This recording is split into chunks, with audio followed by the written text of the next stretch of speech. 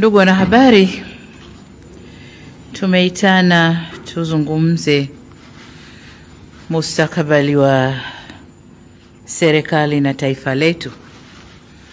Juzi nikiwa nazungumza na bunge nilisema kwamba sitachukua muda mrefu nitaunda baraza la mawaziri.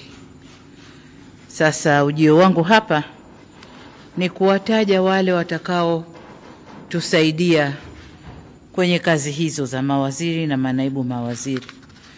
Lakini niseme tu kwa ujumla kwamba wizara zetu, kama nilivyosema juzi ikiwa na hutubia bunge, kwamba tumeona umuhimu wa vijana kuwa na wizara kamili ambayo itasimama nao, na wizara hii itakuwa chini ya ofisi ya Rais. Lakini vile vile tumefanya marekebisho kidogo kwenye wizara ya kazi, ajira na maendeleo ya vijana iliyokuwa, kwa sababu vijana tumewatoa. Sasa tumeona kuna haja tuwe na wizara ya kazi, ajira na mahusiano. Na mahusiano maana yake ni kwamba atakayeshika sehemu hii ya mahusiano atakuwa na kazi kubwa ya kama tulivyosema, kufanya mazungumzo na makundi mbalimbali na wahusika mbalimbali nchini ili kujenga mahusiano mazuri, nayo itakuwa chini ya ofisi ya waziri mkuu.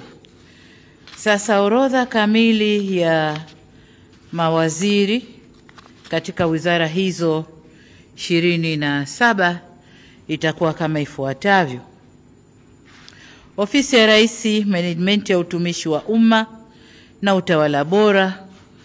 Waziri atakuwa Mheshimiwa Ridhiwani Jakaya Kikwete na naibu wake waziri ni Mheshimiwa Regina Ndege Kwarai.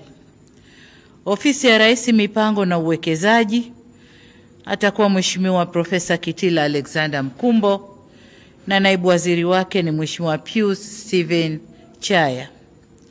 Ofisi ya Rais, Maendeleo ya Vijana, atakuwa Mheshimiwa Joel Athana Nauka. Hana naibu waziri kwa sababu atakuwa chini ya ofisi ya Rais, atakuwa na wasaidizi wengi.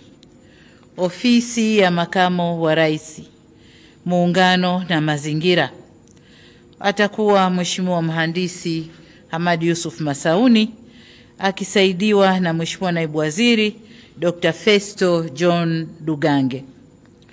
Ofisi ya Waziri Mkuu, Sera, Bunge, Uratibu na wenye ulemavu,